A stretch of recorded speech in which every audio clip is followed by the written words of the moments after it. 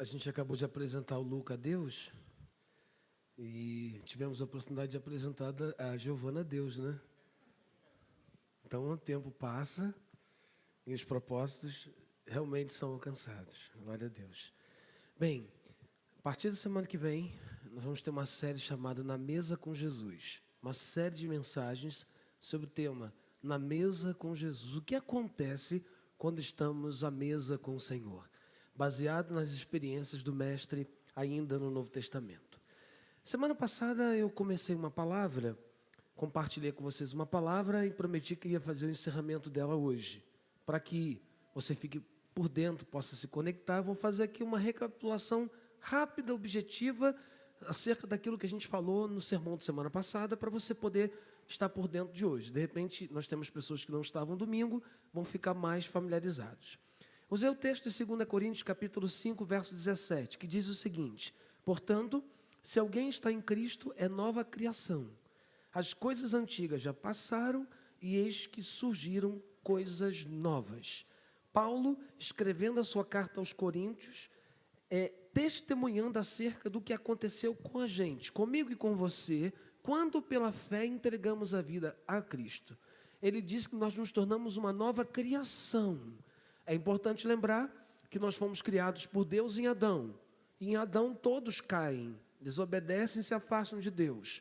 Cristo encarna, vem ao mundo como homem, e aí ele vai viver aqui como homem, vai vencer o pecado, e a partir da sua vida, ele inicia uma nova criação, uma nova humanidade. Portanto, todos aqueles que pela fé creem em Cristo e na sua obra, tornam-se novas criaturas, fazendo parte dessa nova criação, onde as coisas velhas ficaram para trás, foram sepultadas.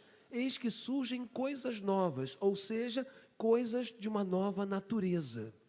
E a partir desse processo, a gente percebeu o seguinte: quando alguém torna-se uma nova criação, as mudanças na vida dessa pessoa são reais e sistemáticas. E elas começam aqui, na nossa mente. As mudanças profundas em nossa vida, elas são geradas em nossa mente. Elas atingem primeiro aqui a nossa mente. Como é que alguém se torna uma nova criação? Vai ouvir o Evangelho de Jesus, a mensagem das boas novas do reino dos céus. O Espírito de Deus, o agente transformador, ele traz luz ao entendimento de quem está ouvindo o Evangelho. E na sua missão de convencer o homem do pecado, da justiça e do juízo, leva esse ser humano a experimentar um reconhecimento da sua natureza pecaminosa diante de um Deus santo. Então, quando uma pessoa entende a mensagem do Evangelho centrada na pessoa e na obra de Jesus, ela olha para si e percebe que ela é pecadora, ou seja, que ela está afastada de Deus. E nesse momento, quando ela experimenta essa consciência, ela vai reagir de uma maneira muito intencional por meio do arrependimento. E aí, eu usei um texto que foi narrado pelo apóstolo Pedro, quando ele prega o Evangelho ali em Atos capítulo 2, diante de uma multidão que estava atônita com a manifestação do poder de Deus, ali em Atos 2. E aí a multidão se aproxima de Pedro diante dos fenômenos que estavam testemunhando e faz uma pergunta: o que é que nós precisamos fazer para sermos salvos? E Pedro diz as seguintes palavras: arrependam-se e cada um de vocês seja batizado em nome de Jesus Cristo para o perdão de seus pecados e receberão o dom do Espírito Santo. A orientação de Pedro é: vocês estão conscientes dos seus pecados, então vocês precisam se arrepender. O arrependimento é o início de uma mudança profunda na mente de uma pessoa. O texto vai dizer: o arrependimento é a resposta humana ao processo da obra do Espírito Santo, trazendo luz ao nosso entendimento à medida que ouvimos o Evangelho. E aí eu estava explicando essa palavra, que ela é uma palavra que está grávida de significados. A palavra no original, no Novo Testamento, é a palavra metanoia. A palavra arrependimento vem da palavra grega metanoia. E a palavra metanoia ela é a junção de duas palavras gregas. Meta, mudar. Noia, mente. Então, quando você fala de alguém experimentar um arrependimento ou metanoia, ele está indo nessa direção e Deus vindo nessa. Quando ele se conscientiza que ele está na direção errada, ele faz isso, ele muda a mentalidade dele, logo muda a direção. Então, se ele estava andando na contramão, ele agora passa a andar na mão de Deus. A metanoia, o arrependimento, é um processo onde o evangelho vai mudar aqui, ó, aqui dentro. Não é uma lavagem cerebral, é um processo de levar o homem ao reconhecimento da santidade de Deus, da sua condição de pecador e do desespero de estar separado de Deus. Quando ele diz, o que eu tenho que fazer? Aí o texto diz, arrependam-se, muda a direção da sua vida. O que é metanoia? Metanoia significa mudança de pensamento, mudança de mente, de ideia, mudança no modo de pensar e viver, expansão da consciência. Então, toda mudança na vida de qualquer ser humano só será possível quando isso acontecer por meio do arrependimento, que faz com que a mente seja mudada. Se a mente muda, muda a direção. A palavra metanoia era uma palavra usada nos ambientes de quartéis. Tipo assim, quando o cara fala, meia volta, vou ver. Então, a tropa sabe que tem que fazer um movimento de mudar a direção. Quando o comandante usava metanoia, o cara tinha que mudar a posição. Significa dizer que quando o Espírito de Deus nos fala ao coração e nos convence do nosso pecado, nós somos constrangidos por essa consciência a mudar a direção e a gente começa a andar na direção de Deus. Então, toda mudança na vida de uma nova criatura começa quando o arrependimento vem por fruto da consciência por conta do Evangelho. A segunda questão que a gente viu foi a mudança gerada em nossa mente produz mudanças radicais em nossa forma. Isso é uma coisa interessantíssima. A palavra radical significa na raiz. Então, quando a sua mente experimenta uma mudança, bem, eu experimentei a metanoia, tá, mudei a direção, começo a andar com Deus. A minha mente continuará sendo trabalhada por Deus. E aí o apóstolo Paulo, de uma maneira linda, ele vai dizer as seguintes palavras em Romanos 12, 2. E não vos conformeis a este mundo. E eu estava explicando que mundo aqui é sistema. Não vos conformeis a este sistema de valores, de crenças, de ideias, de filosofias. Nós, a partir do momento que nos tornamos uma nova criação, já não mais pertencemos a esse mundo, agora temos uma ligação com o reino. Portanto, a perspectiva que passamos a ter é que as coisas desse mundo não nos pertencem mais, que a filosofia, os valores, as crenças desse mundo já não mais são as nossas crenças, os nossos valores, as nossas convicções. E ele vai dizer, mas transformai-vos pela renovação da vossa mente. Portanto, se quando me arrependi, eu mudei a mente e mudei a direção, agora à medida que eu caminho com Deus, a minha mente continua sofrendo uma renovação na minha forma de pensar. Afinal de contas, não é instantâneo, é um processo.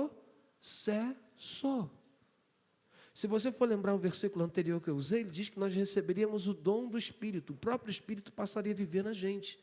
E seria o Espírito a nos guiar, a nos conduzir à vontade de Deus. O detalhe é que nesse texto ele vai dizer, transformai-vos pela renovação da vossa mente, para que experimenteis qual seja a boa, agradável e perfeita vontade de Deus. Originalmente, quero destacar aqui, que ele diz, não vos conformeis. A palavra conformeis aqui significa assumir a forma de alguma coisa, a partir de um molde de encaixe. O mundo tem a sua maneira de pensar, então significa dizer, não se encaixe nessa maneira. Como se, por exemplo, eu tivesse aqui uma vasilha em forma de cubo, aí eu colocasse aqui a areia, e aí eu tentasse fazer esse movimento aqui, ó, para que a areia que eu coloquei naquele cubo pudesse encaixar, essa pressão aqui, ó. Então, quando ele fala assim, não vos conformeis, não permita que o mundo, que o sistema te pressione para que você tenha a forma dele. A ideia é de desinformar, é de deixar essa forma. E como isso acontece? Quando a palavra de Deus começa a ter lugar na minha mente e começa a moldar a minha maneira de pensar. Não vos conformar é não permitir que haja um moldar de comportamento de acordo com um padrão de conjuntos específicos de normas. E aí eu quero chamar a atenção da igreja para uma coisa que é muito importante. O mundo não é cristão. A sociedade não é cristã. E ela não será transformada por meio das nossas imposições. O Evangelho transforma as pessoas, e as pessoas impactam o sistema. Então não é na base da caneta, não é na base da força que a gente vai ver a mudança acontecer. Sabe por quê? Porque a mudança na mente só acontece quando o próprio Espírito trabalha, e a gente permita que ele trabalhe. É assim que a Bíblia ensina para a gente. A conversão, a mudança de mentalidade de uma pessoa é resultado da ação do próprio Deus. E a igreja não tem entendido isso, tem tentado forjar. Irmãos, nós somos conhecidas, nós estamos vivendo uma geração chamada pós-cristã. Se você pegar a história, se você for analisar a história, você tem os movimentos, e hoje nós formamos uma geração pós-cristã. Ou seja, as pessoas não têm as mesmas convicções que nós tivemos, ou que nós temos, elas não têm as mesmas crenças que nós temos. E não vai ser na força e não vai ser na violência que elas se tornarão. Zacarias 4:6 diz, mas pelo Espírito. Ou seja, é uma obra divina aqui, na mente. À medida que elas ouvem o Evangelho e elas veem o Evangelho de Cristo materializado em mim e em suas ações. Então, quando a gente olha para um texto como esse, é muito interessante. Amoldar-se ao padrão desse mundo é adaptar-se ao seu sistema, entregar-se ao relativismo moral, à decadência dos costumes que segue uma ética egoísta e moral que trabalha contra Deus e contra o homem. É esse sistema que Paulo diz, não se conforme. A igreja não pode se conformar com o que a sociedade diz e ensina. É a igreja que não deve se conformar. Então, o posicionamento deve ser por parte do cristão, da cristã que assume o compromisso com o Senhor. Agora, não pensem vocês que nós vamos mudar o sistema. Sistema nunca será modificado, transformado. Sabe por quê? A Bíblia diz que o mundo jaz do maligno. Quem dirige o sistema? A palavra é assim, é como se ele tivesse o globo na mão e fizesse isso aqui, Agora, é claro que uma igreja consciente de quem ela é, do que tem que fazer, ela impacta o sistema. Ela impacta. Quando ela apresenta a sua crença, quando ela defende seu ponto de vista, quando ela faz isso com graça e amor, ela impacta. E aí é o que Paulo está dizendo, não vos conformeis, não tome a forma desse sistema de forma alguma, mas transformai-vos. Transformai-vos.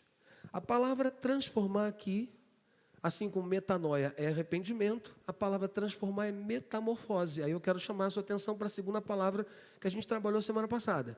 É a junção de duas palavras também. Meta, você já viu que é mudar. Morfo, morfa, forma. Então, metamorfose é mudança de forma. Quando a minha mente continua sendo trabalhada pela exposição do Evangelho, e a palavra continua trabalhando, ela vai mudando, renovando, e o que vai acontecendo? Mudança de forma. As minhas ações e as minhas atitudes, elas são impactadas poderosamente a ponto de serem diferentes. Essa mudança é interna. Ninguém vê essa mudança é de dentro, é aqui dentro, ninguém está vendo. Agora, irão ver. À medida que essa mudança interna começar a se materializar nas minhas ações externas. E essa palavra metamorfose, você vai lembrar, é a palavra que traz aquele processo da lagarta, que vai atingir primeiro lá o ovinho, depois vai quebrar, vai se alimentar da folha, vai se tornar uma lagarta, depois ela para, fecha para balanço, entra no casulo, e aí no casulo, naquela cápsula, ela vai experimentar uma transformação de dentro para fora. Ela entra como uma lagarta e depois do tempo ela sai com uma borboleta voando bonita. Ela é uma lagarta em que todo mundo quer distância porque ela queima, porque ela é horripilante. mas depois, quando ela se torna uma borboleta, a gente quer perto porque ela traz cor, porque ela traz beleza, porque ela traz suavidade. O que é metamorfose? É o processo da mudança de dentro para fora. Então, a mudança começa na mente. A mudança que começa na mente, que continua, ela gera mudança na forma. Se uma pessoa está em Cristo, ela é nova criatura. Se ela tinha uma vida de vícios, ela não vai ter mais nessa vida. Se ela tinha uma vida de corrupção, ela não vai ter mais nessa vida. Se ela tinha uma vida de mentira, ela não vai ter mais nessa vida. Ou seja, há uma mudança, uma transformação. E o que vai autenticar a sua nova natureza são as novas ações, a nova forma. A pessoa vai olhar para você e não vai te reconhecer mais. Ela vai dizer, peraí, é fulano mesmo? Caramba, fulano era tão egoísta, fulano era tão assim, e agora está tão diferente. Então, toda mudança que começa da mente, ela atinge a forma. Em uma mudança radical. Para você lembrar bem, metamorfose significa mudar a forma essencial, a natureza de alguma coisa. Transformação de um ser em outro. Mudança de posição ou condição. Nossa vida é construída através dos pensamentos. Se você quer mudança na sua vida, precisará renovar sua mente. Não há como ser transformado com pensamentos incoerentes rondando a minha mente. A nova vida em Cristo, transformando a pessoa por dentro, deve se traduzir em novas expressões concretas de vida. E isso vai estar do lado de fora, visto pelas pessoas. Começou aqui dentro, continuou gerando aqui dentro, atingiu o meu corpo, o meu ser, e as pessoas vão saber que aconteceu uma mudança, porque elas vão ver uma nova pessoa agindo no processo. E aí, para finalizar nossa série, último ponto. As mudanças radicais em nossa mente e na nossa forma impactam profundamente nossas ações e reações. As nossas ações e reações são profundamente impactadas à medida que a minha mente e a minha forma é mudada. O que é mais fácil? Agir ou reagir? O que é mais fácil? Agir ou reagir? Reagir é mais fácil?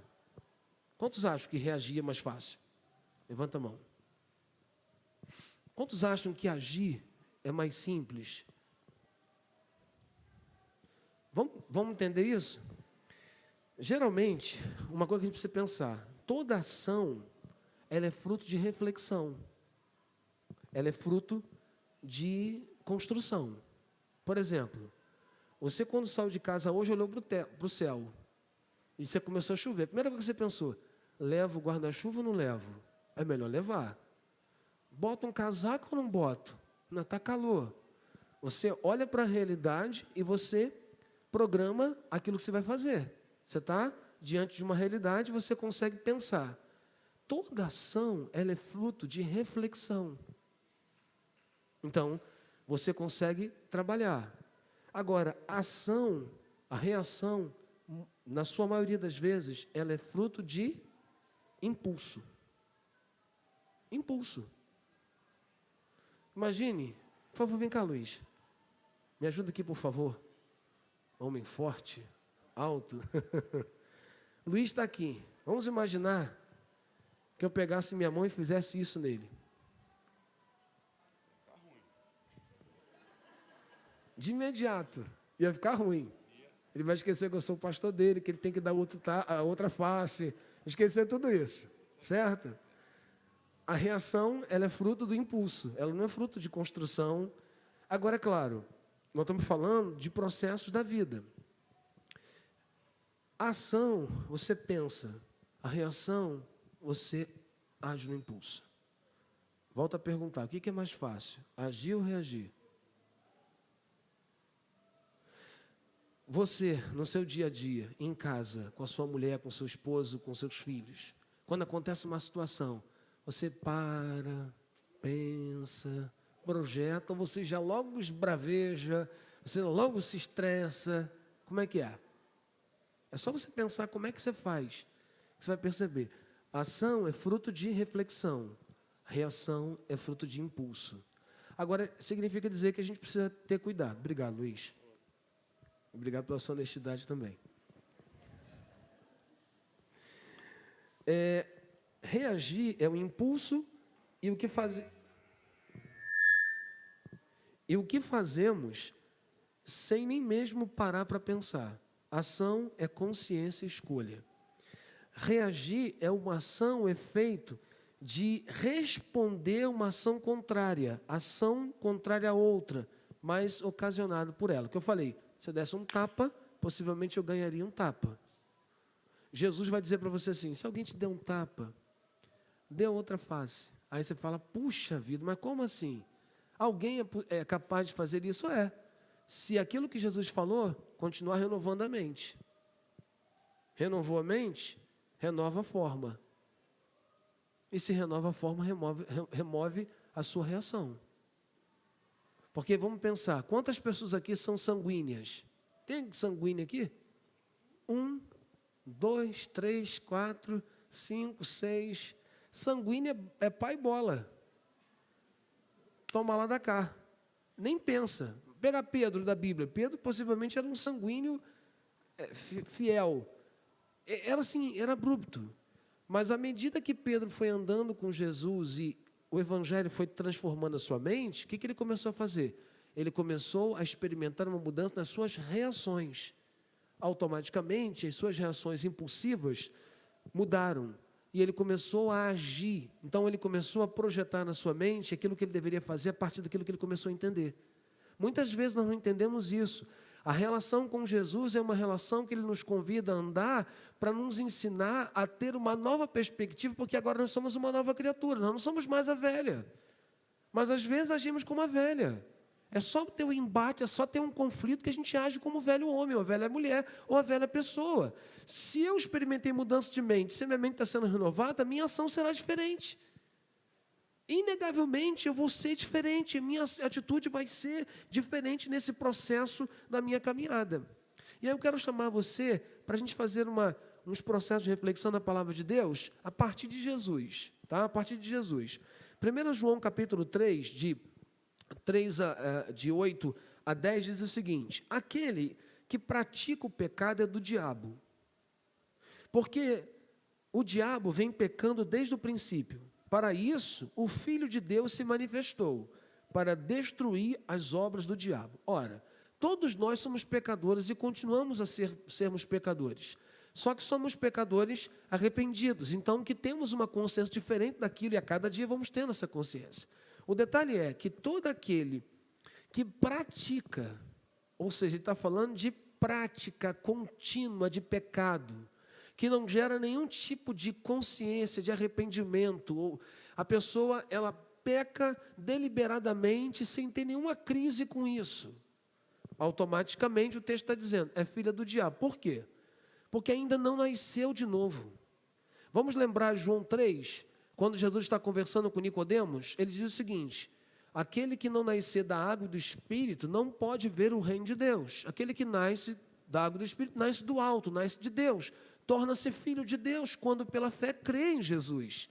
Ora, se você nasceu agora é de Cristo, espera-se que você tenha o comportamento e as atitudes de Cristo, e não mais as suas atitudes. Jesus, quando veio ao mundo, ele veio para destruir as obras do diabo. Quais obras o diabo veio fazer? Ele veio matar, roubar e destruir. E o ser humano desconectado de Deus, ele é capaz de fazer isso. Eu não sei se você acompanhou, hoje foi assassinado em São Paulo um homem que carregava em suas costas mais de 100 mortes. Um homem que foi durante muito tempo temido. O nome dele é Pedrinho. Ele tinha 68 anos, ficou anos e anos e anos. E ele dizia que ele acreditava na justiça, que ele era como um justiceiro, que ele tirava do mundo as pessoas que faziam mal. E ele se achava no direito de fazer isso, de matar.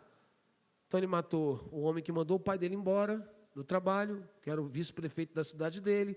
Depois ele matou uma outra pessoa que se colocou no caminho dele. Depois, quando ele foi preso, ele disse que ele matava. Às vezes ele não ia muito com a cara da pessoa, ele matava. Se a pessoa roncasse, ele matava. E ele foi acumulando mortes.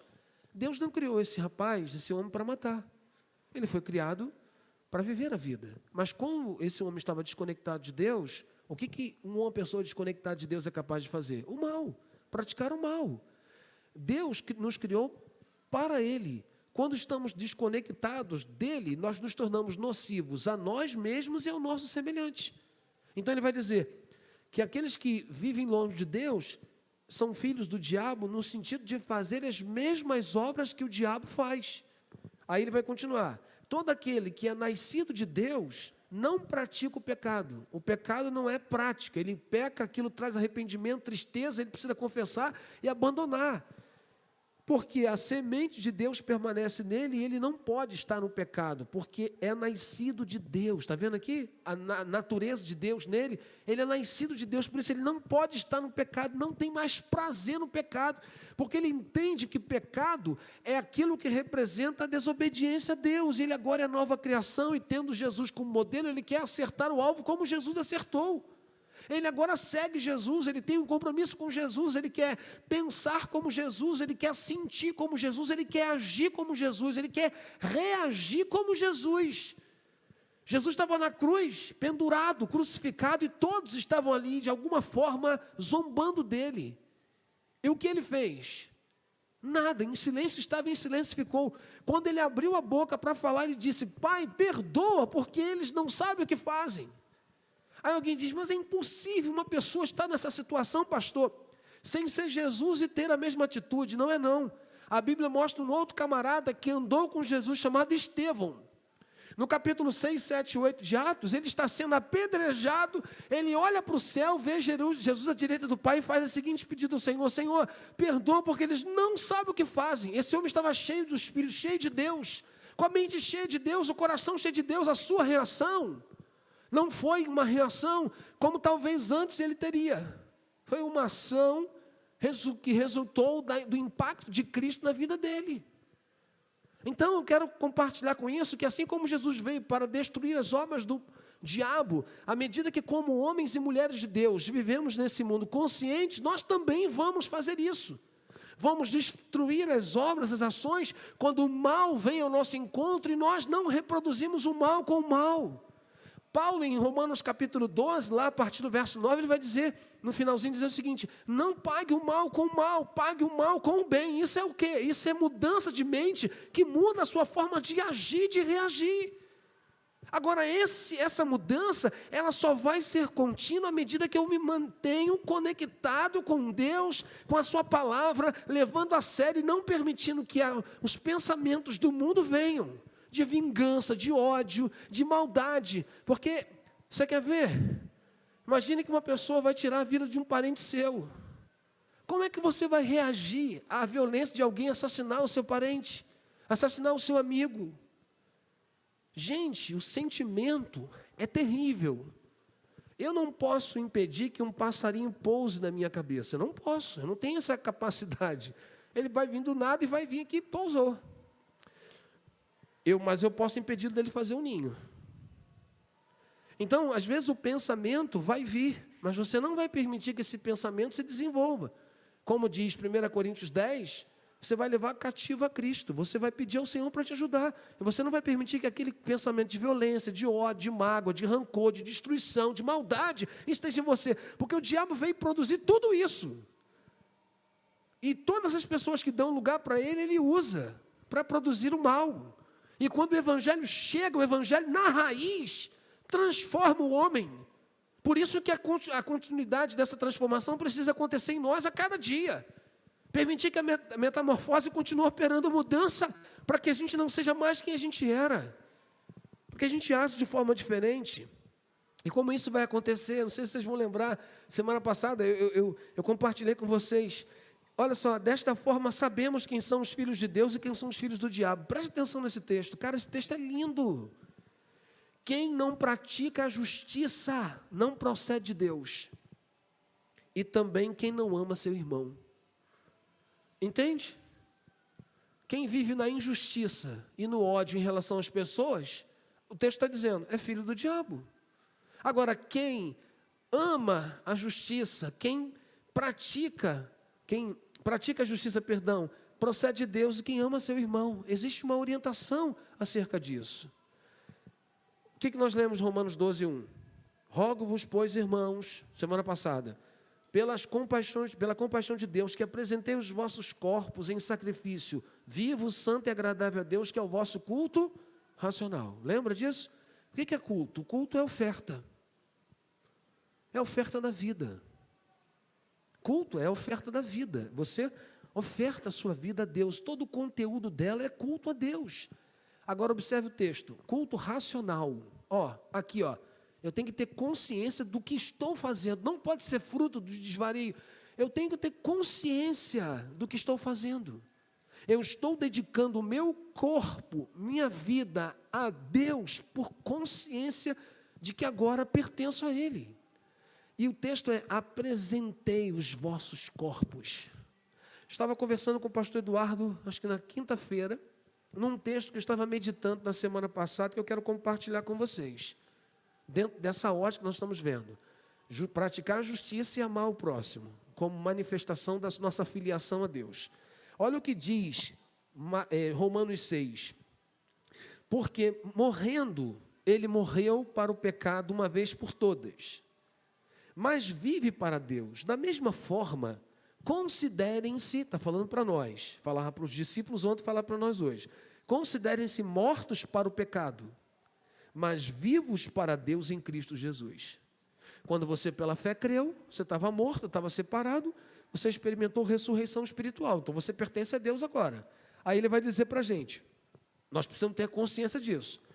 Portanto, não permitam que o pecado continue dominando os seus corpos mortais. Ora, eu tenho que apresentar o meu corpo ao Senhor continuamente como culto. Aí ele vai dizer, não permita que o pecado continue dominando os seus corpos mortais, fazendo que vocês obedeçam aos seus desejos. Meus irmãos, alguém aqui vive batalha interna diária? Todos nós vivemos. Paulo vai dizer em Romanos 7 que a batalha assim, é carne e espírito. E vai dizer, vocês não fazem o que vocês querem. Porque se vocês não obedecem ao espírito, vocês obedecem à carne. É uma questão de escolha. Eu vou escolher obedecer a quem? A carne me leva à morte. A obedecer ao espírito me leva à vida. E nesse texto que a gente está lendo, ele está falando exatamente disso ali. Portanto, não permitam que o pecado continue dominando os seus corpos mortais. Não permita que o seu corpo seja usado para o pecado, porque ele foi comprado pelo sangue de Cristo. E ele continua. E aqui é lindo, cara. Portanto, não ofereçam os membros dos seus corpos ao pecado. Olha aqui, olha o contraponto com Romanos 12, 1.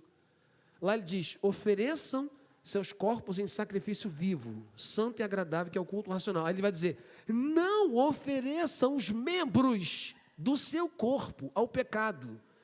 Nós pecamos por meio do que, irmãos?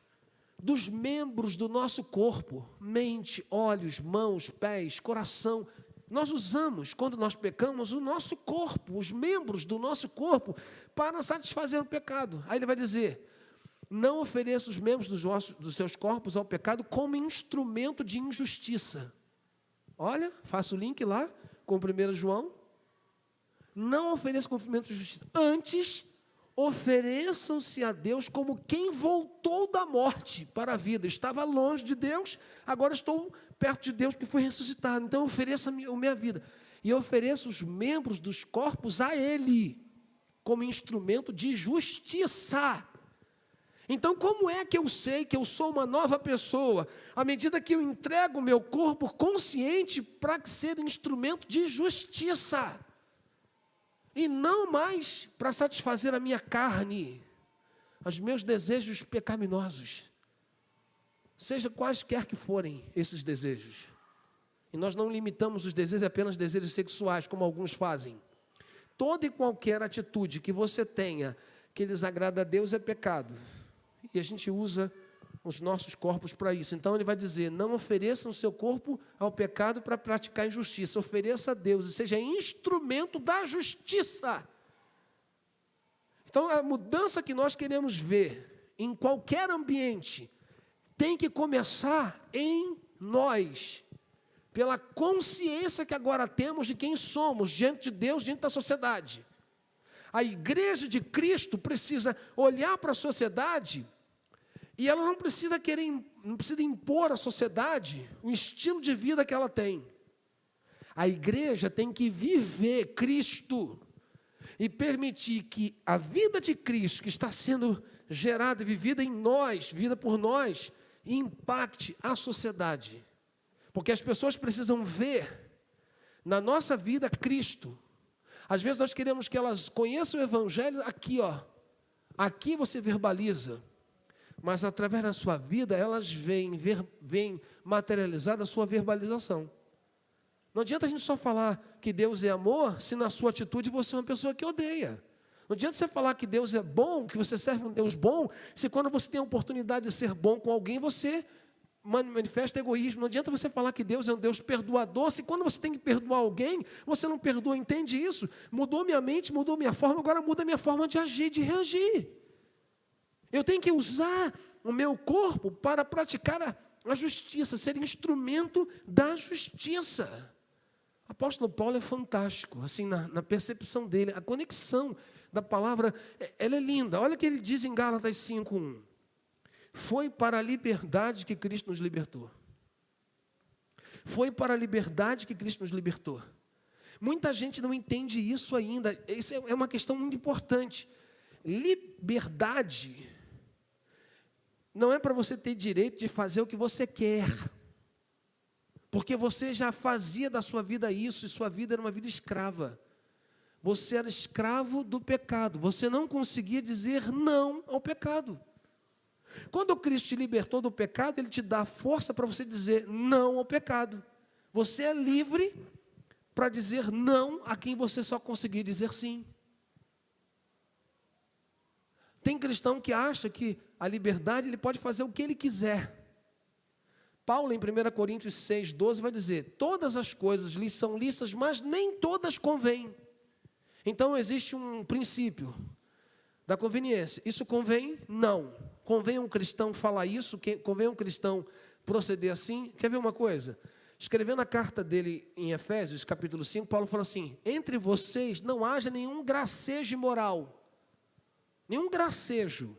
Deixa eu traduzir isso. Não haja nenhuma piadinha imoral quando vocês estiverem conversando entre crentes. Porque, às vezes, o crente, ele acha que ele não pode dar mau testemunho com não crente. Mas, quando ele está ali, ele pode falar uma piadinha, uma gracinha, mandar um videozinho com uma ideia equivocada, com uma imagem equivocada. A Bíblia diz: não haja entre vocês gracejos imorais. O que ele está dizendo em outras palavras?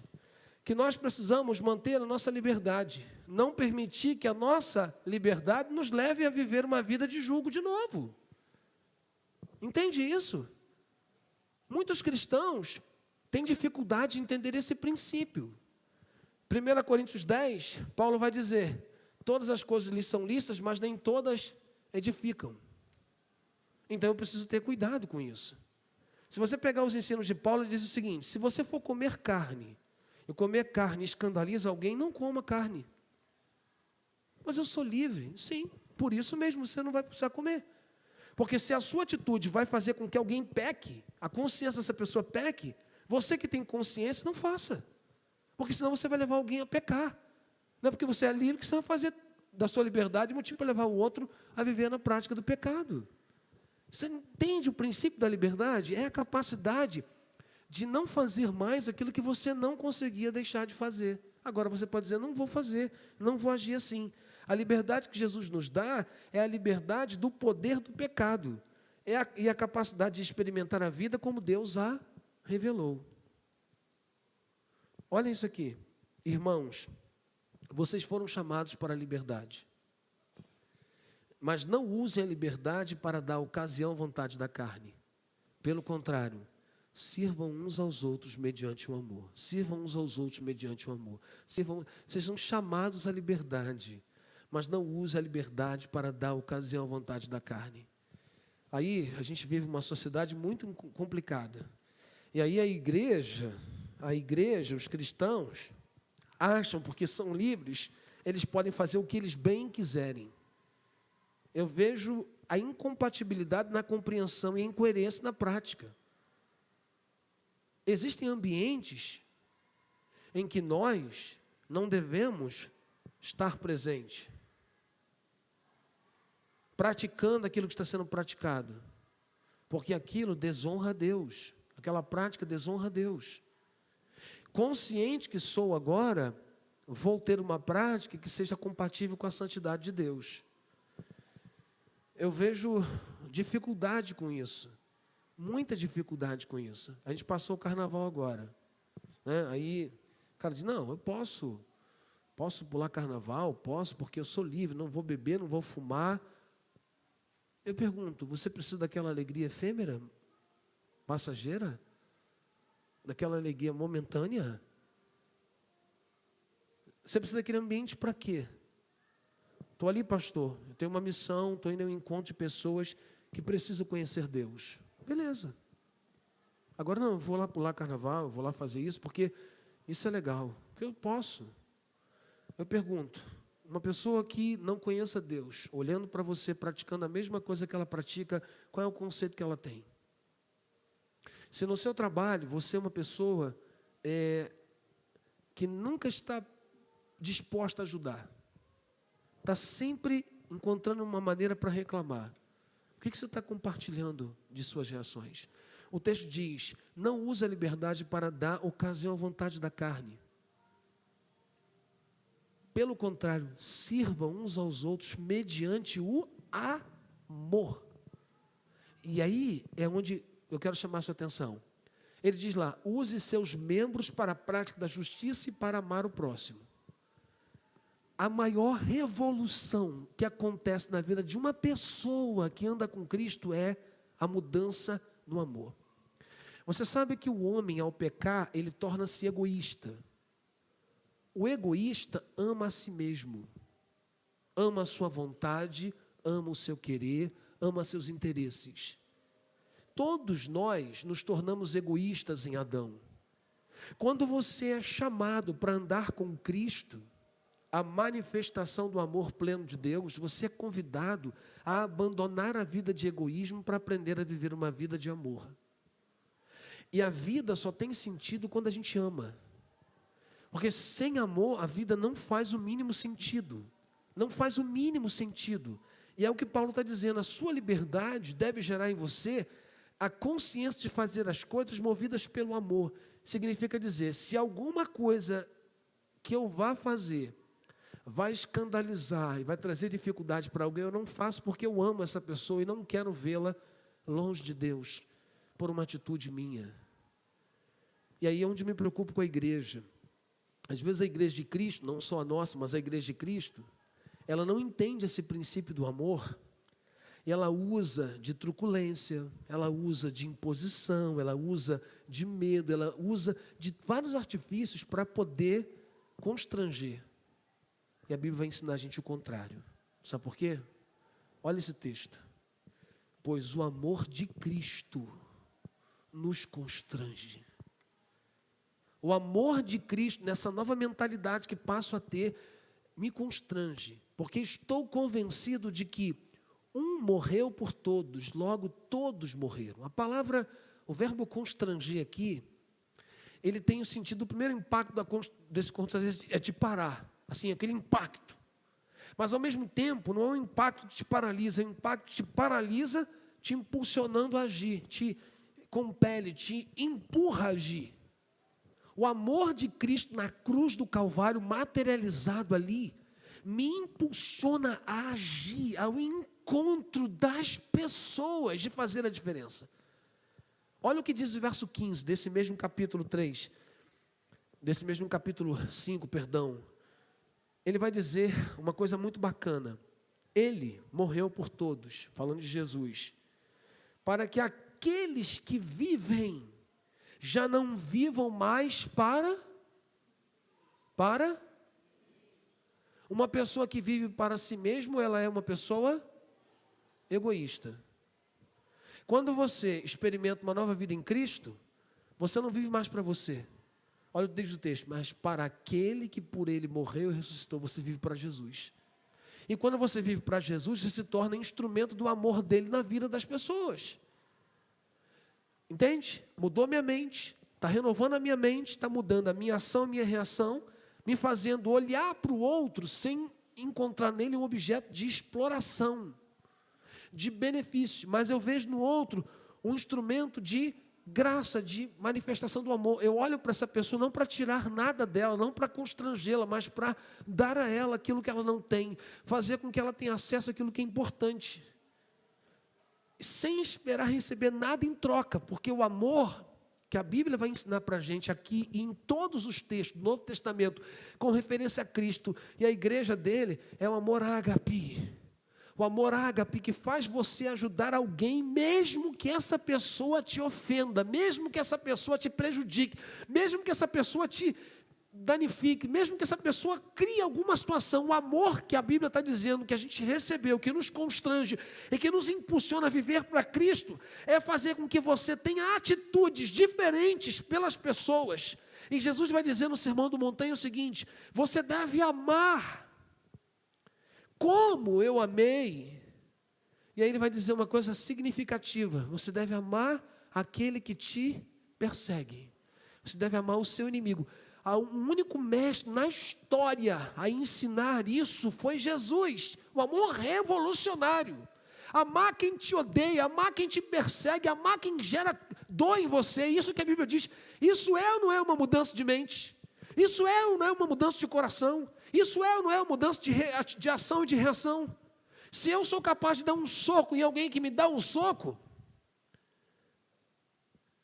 é porque eu estou vivendo para mim mesmo ainda.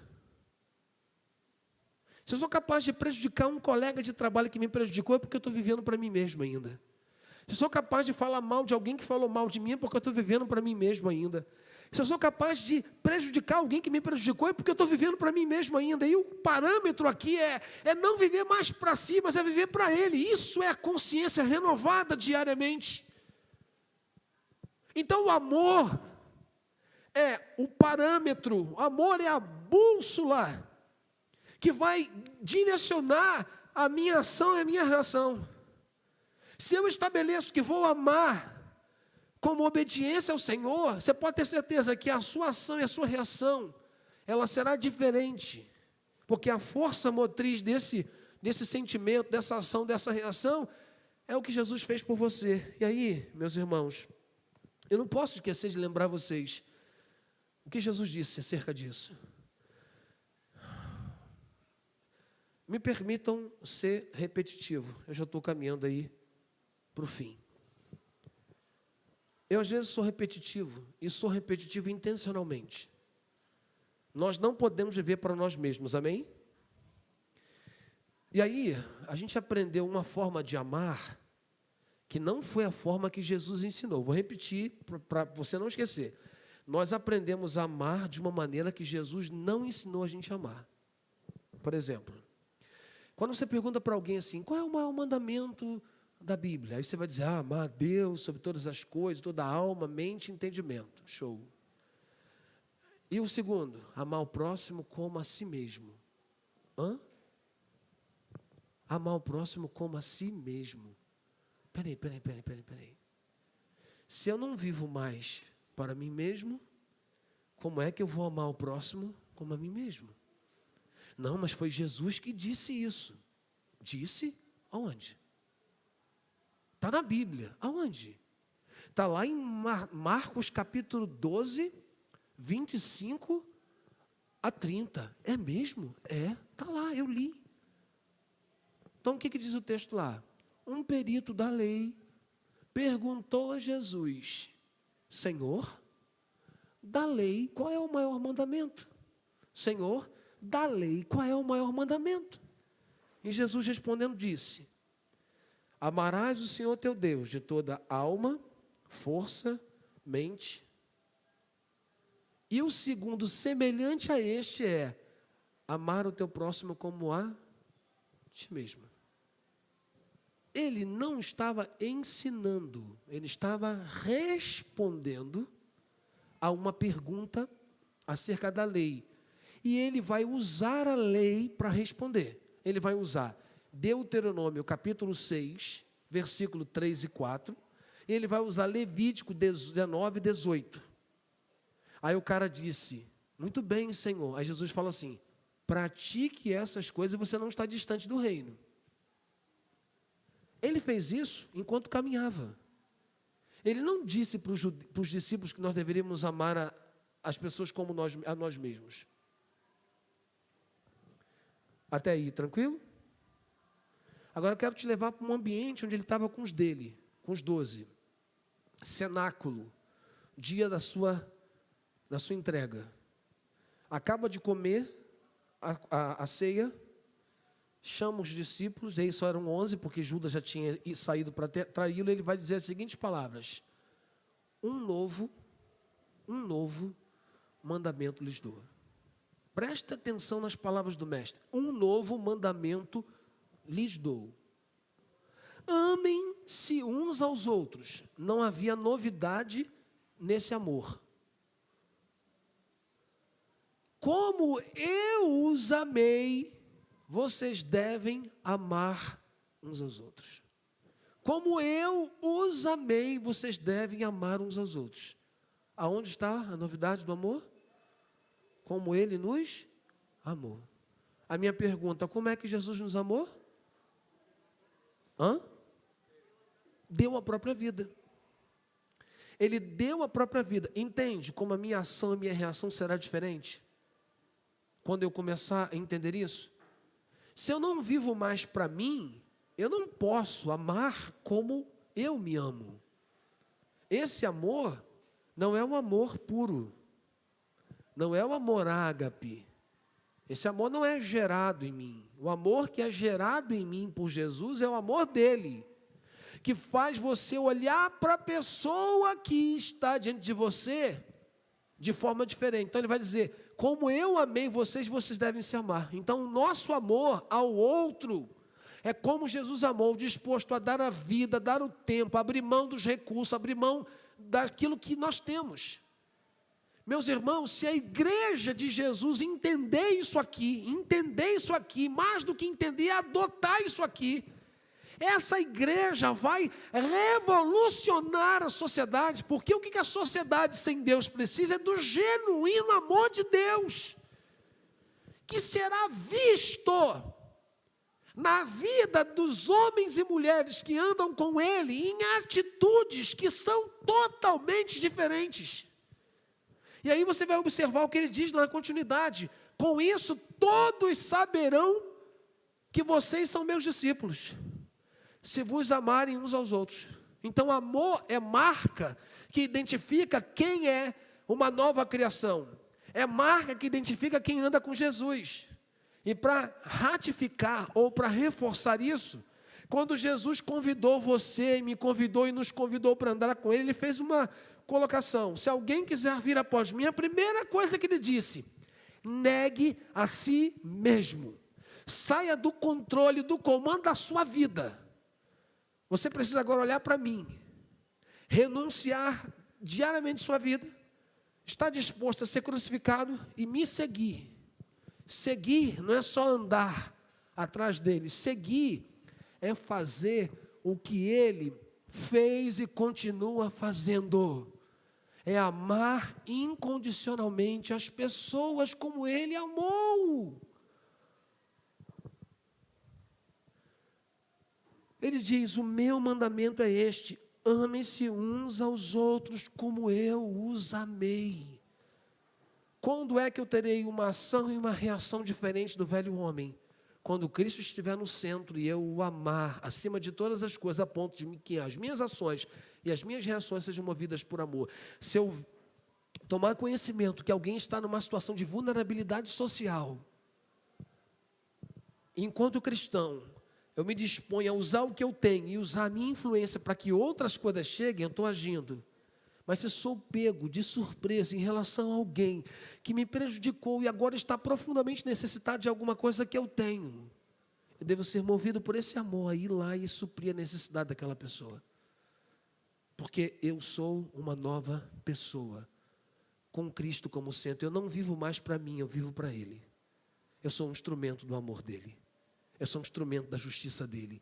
Eu sou um instrumento da graça dEle. Você é um instrumento da graça dEle. Você é um instrumento do amor dEle.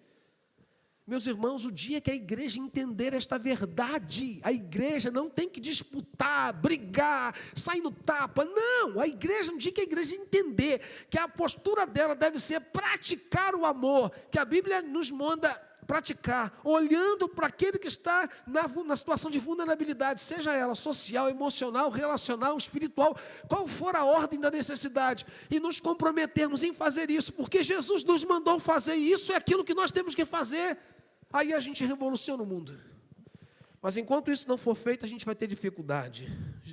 João, o homem que foi transformado, cara, João foi um cara transformado, João foi um cara que experimentou isso, Jesus entrou em Samaria com João e com Tiago, e os samaritanos não quiseram recebê-lo. João disse: Senhor, me permita fazer uma coisa, eu quero orar ao céu para Deus mandar fogo e acabar com essa raça aqui. E Jesus olha para ele e diz: de que natureza você acha que nós somos? Eu imagino o susto dele. João era homem iracundo, brigão, cheio de ódio, racista, achava que a raça, que o povo dele era melhor do que os samaritanos. Mas o amor de Jesus entrou na vida de João. O amor de Jesus entrou em João, revolucionou sua vida, sua forma de pensar, de sentir, de agir. E esse mesmo homem foi transformado a ponto de ser conhecido e reconhecido como o apóstolo do amor. Se você ler 1 João, 2 João, 3 João, você vai ver o amor manifestado. Se você ler o Evangelho de João, você vai ver o amor manifestado. Se você ver o Apocalipse, que para muitos é um amor, um livro de catástrofe, mas é um livro que manifesta o amor de Deus pela igreja dele, você vai ver o amor manifestado. Na vida de um homem que aprendeu a amar porque permaneceu. E aí ele vai escrever e vai dizer o seguinte: assim conhecemos o amor que Deus tem por nós e confiamos nesse amor. Deus é amor. Todo aquele que permanece no amor, permanece Deus e Deus nele. Todo aquele que permanece no amor, Deus permanece, ele permanece em Deus e Deus nele.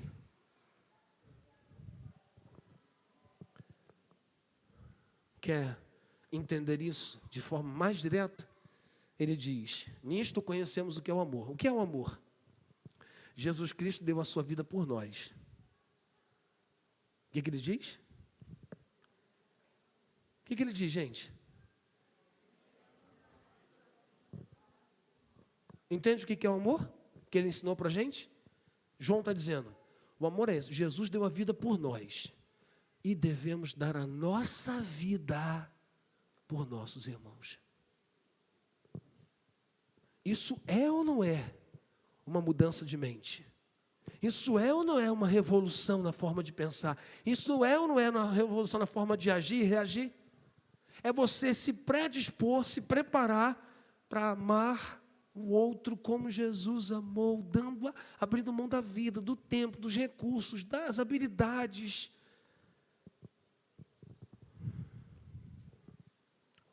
João diz ainda: nós amamos porque Ele nos amou primeiro. Se alguém afirmar: eu amo a Deus, mas odiar seu irmão, é mentiroso. Pois quem não ama seu irmão a quem vê, não pode amar a Deus a quem não vê. E Ele nos deu este mandamento: quem ama a Deus, ame também seu irmão. Quem ama a Deus, ame também seu irmão.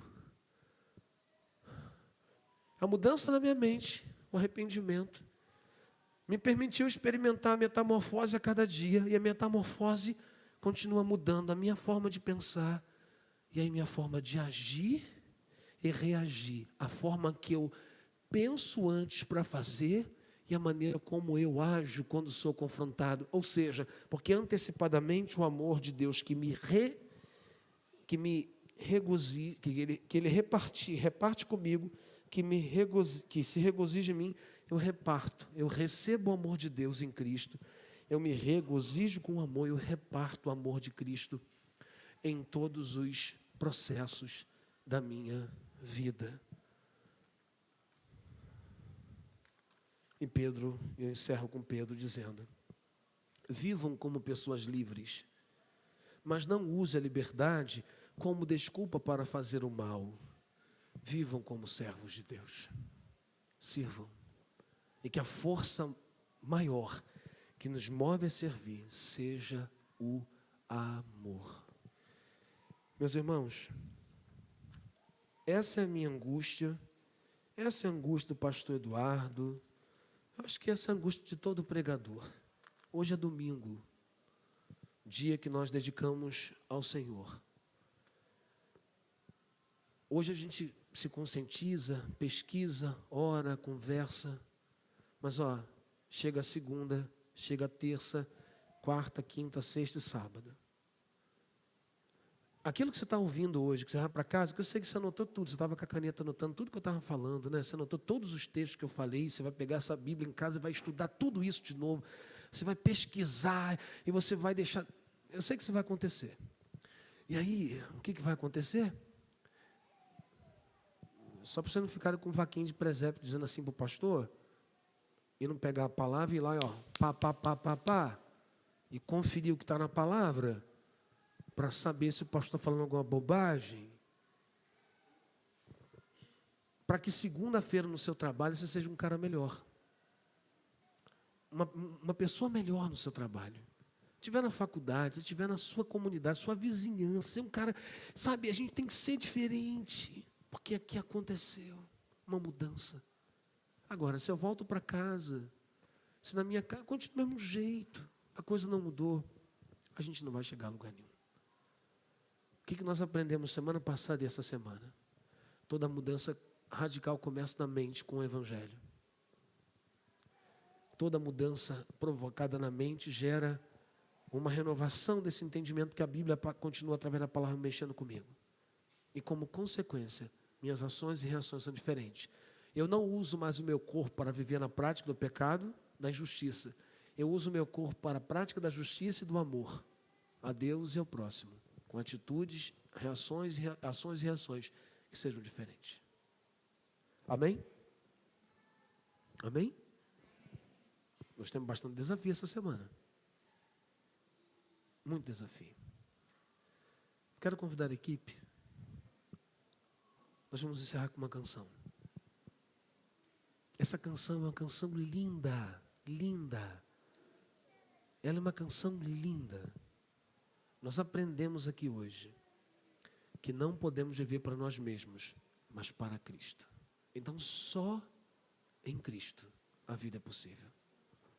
Isso aqui, tudo que você ouviu, só é possível em Cristo. Tira Cristo, isso é impossível viver essa vida. Mas em Cristo ela é possível. Eu vou combinar uma coisa com você.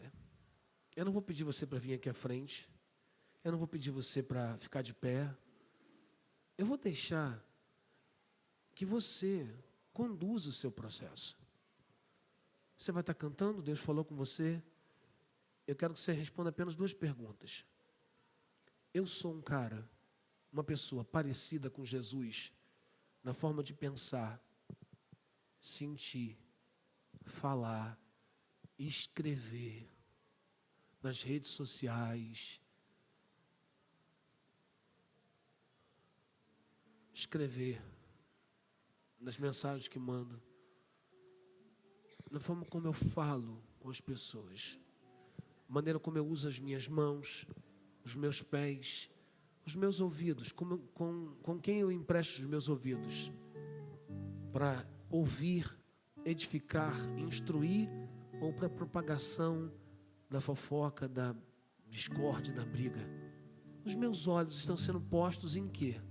No necessitado, no carente, no desabrigado, no abandonado, no esquecido, ou está sendo colocado nos ambientes onde eu vou suscitar mais ira e mais ódio? As minhas mãos são usadas para quê? Meu coração, os meus pés. Sou instrumento da justiça ou sou instrumento do ódio? Sou instrumento da injustiça ou sou instrumento da graça? Quem eu sou? E se você ouvir essa canção, e se ela for a resposta, eu convido você a se colocar de pé enquanto você estiver cantando. E você fazer dessa canção, a sua oração a Deus nessa noite, para você sair daqui e nunca mais ser o mesmo. Ser uma pessoa diferente para a glória de Deus.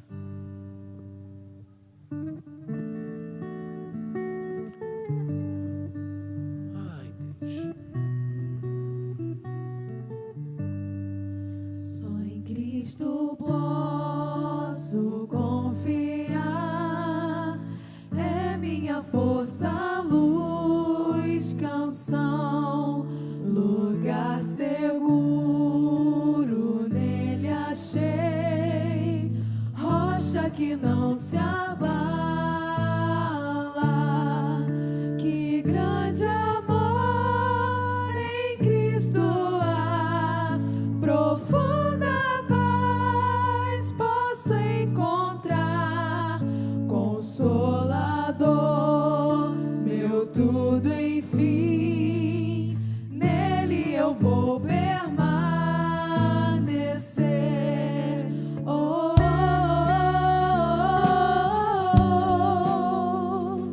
oh,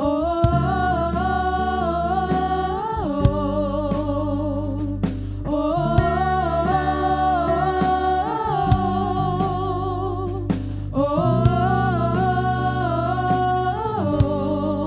Só Cristo homem se tornou, frágil bebê mais pleno Deus, que dom de amor, justiça e paz, a salvação que a todos traz. Na cruz Jesus se padeceu, divino plano obedeceu. Por meu pecado a dor sentiu, por sua morte eu vivo. Seu corpo inerte ali ficou, luz que ante as trevas se apagou. Glorioso dia então surgiu, vivo ele está, ressuscitou. Vitória eterna conquistou, do meu pecado livre estou. De Deus eu sou e Ele é meu, comprou-me com sangue de Jesus. A minha fé e o meu amor estão firmados no Senhor. A minha fé e o meu amor estão firmados no Senhor. A minha fé e o meu amor estão firmados no Senhor. A minha fé e o meu amor estão firmados no Senhor. Oh,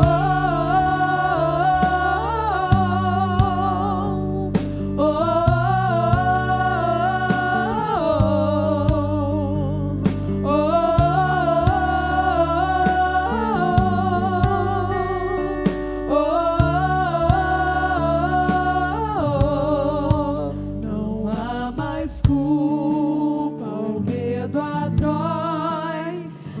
Este é o poder de Cristo em mim, por toda a minha vida aqui.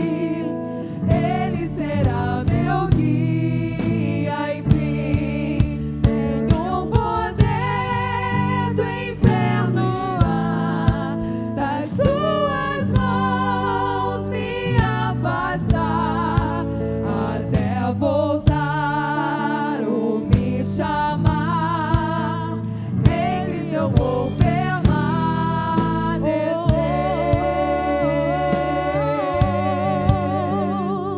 Oh,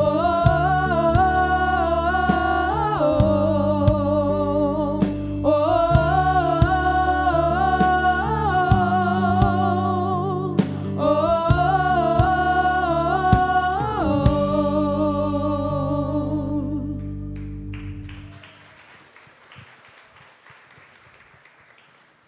Nosso Deus, muito obrigado, ó Deus, pela sua palavra. Ela é viva e eficaz, capaz de penetrar a divisão da alma e do espírito. Ó Deus, palavra que nos ensina, nos corrige, nos instrui na justiça. palavra que é luz para o nosso caminho, palavra que é, ó Deus querido, direção. Muito obrigado, Senhor, porque nessas 2 semanas nós aprendemos o que aconteceu com a gente quando pelo Evangelho nos respondemos ao Senhor com arrependimento, com mudança de mente. Deixamos de viver a nossa vida como estávamos vivendo para, ó Deus, seguir a Jesus e olhar para Ele e, ó Deus, aprender dEle, aprender com Ele, ó Deus, e viver uma vida diferente. E é nessa jornada que a Tua palavra continua, Senhor, sendo gerada em nossa mente, renovando continuamente a nossa forma de pensar, Deus. Porque ainda convertidos como somos, nós somos confrontados, ó Deus, na guerra interna entre a carne e o espírito a cada dia. E por vezes, ó Deus, a nossa natureza crucificada em Cristo, ela tenta ressuscitar e assumir e reassumir o controle. E quando isso acontece por alguma razão, porque tiramos os olhos do Senhor, voltamos a algumas ações, ó Deus, movidas pelo egoísmo. Mas obrigado pela Sua palavra, Senhor, porque nessa noite ela reforça que nós estamos sendo transformados a cada dia à imagem de Cristo. Senhor, para que nossa maneira de pensar, sentir e agir sofram mutações diárias, ó Deus, em que a força maior será, ó Deus, o amor de Jesus, amor que nos preenche, amor que nos sustenta e amor que vai ser manifestado e compartilhado por cada um de nós, como ação e reação às pessoas do dia a dia, Deus, em atitudes, em ações, que serão ações, reações, ó Deus querido, procedimento de justiça e de expressão de amor. Senhor, ensina-nos a vivermos para Ti, em que o Senhor esteja no centro absoluto da nossa vida. É difícil demais, Deus, mas é possível. E nós pedimos que o Senhor derrame sobre nós essa graça poderosa. Senhor, aviva a Tua igreja. Aviva, ó Deus, a Tua igreja. E que esse avivamento, ele seja visto em cada um, com atitudes diferentes. Se alguém entrou aqui, ó Deus querido, hoje, desorientado, desfocado, olhando muito para as pessoas, para os erros delas, ó Deus, para as falhas dela, Deus, realinhe essa visão, que os olhos sejam realinhados, ó Deus, para que eles possam ser, ó Deus, colocados em Cristo, o nosso alvo, o nosso Senhor. E, ó Deus querido, que as motivações que nos levarão a agir e a reagir a partir de hoje, sejam, ó Deus, as mesmas de Cristo Jesus, o amor dele, Senhor. Deus querido, faz da primeira igreja batista em Mundel uma comunidade de fé que ama, ó Deus, sem parar, que se dedica sem parar, que, ó Deus, serve sem parar, que acolhe sem parar. Ó Deus, em nome de Jesus, nós pedimos a Sua graça sobre nós, mas eu peço também sobre as demais igrejas espalhadas pela cidade de São Gonçalo, pelo estado do Rio de Janeiro, pelo nosso país e pelo mundo, Senhor, para que diante de uma sociedade tão distante de Ti, ó Deus, haja a sinalização do Teu reino por meio de homens e mulheres, adolescentes e jovens e crianças, idosos que amam o Senhor de todo o coração e se comprometem contigo. Ó Deus, renove a nossa mente, para que não seja na força da violência, na força da caneta, Deus, na força do constrangimento, mas na força do Espírito, do amor e da justiça do reino, para que as pessoas conheçam o Senhor e vivam o Senhor. Que seja uma semana de ações e reações movidas pelo Senhor, porque essa mensagem poderosa de Cristo Jesus, do Evangelho, da cruz, essa mensagem poderosa, ó Deus, deve governar a nossa vida. Ó Deus, por favor, do fundo da minha alma, eu peço ao Senhor que o Senhor avive o nosso coração, Deus. Aviva o nosso primeiro amor, Deus, novamente, para a gente caminhar, ó Deus, na Tua presença. Por favor, Senhor. Por favor, Deus. Por favor, Senhor. Que nós não sejamos, ó Deus, tomados pelos programas, pelos eventos, pelos shows,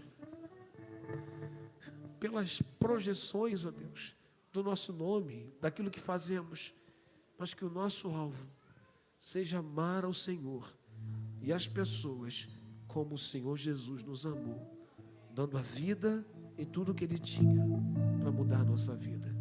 É no nome dEle que nós oramos e agradecemos ao Senhor por nos ouvir. Amém e amém.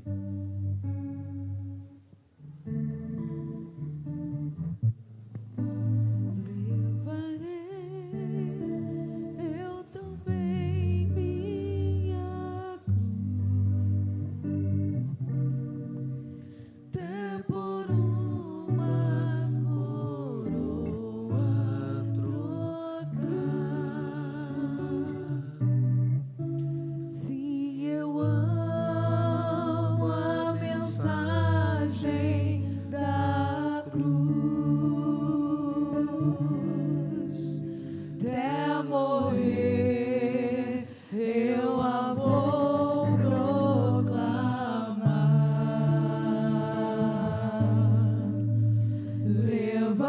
Levarei eu também minha cruz, até por uma coroa trocar.